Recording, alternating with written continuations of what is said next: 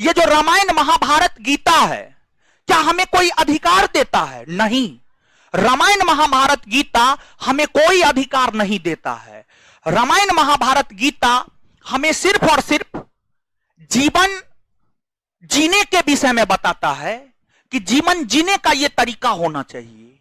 हमें जो अधिकार देता है, हमें अधिकार भारत का संविधान देता है। इसी वजह से एज ए भारत के नागरिक हमारे लिए सबसे पवित्र ग्रंथ अगर कोई है तो वह भारत का संविधान है। और भारत का संविधान इस वजह से है क्योंकि भारत का संविधान हमें अधिकार देता है।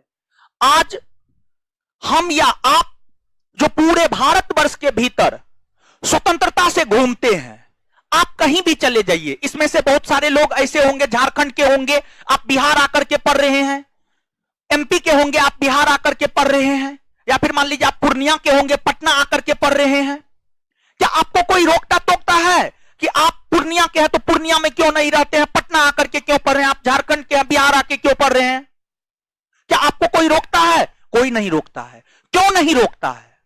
क्योंकि जो भारत का संविधान है वो हमें पूरे भारतवर्ष के भीतर कहीं भी आने जाने की आजादी देता है, कहीं भी बसने की आजादी देता है, हर काम करने की आजादी हमें हमारा संविधान देता है।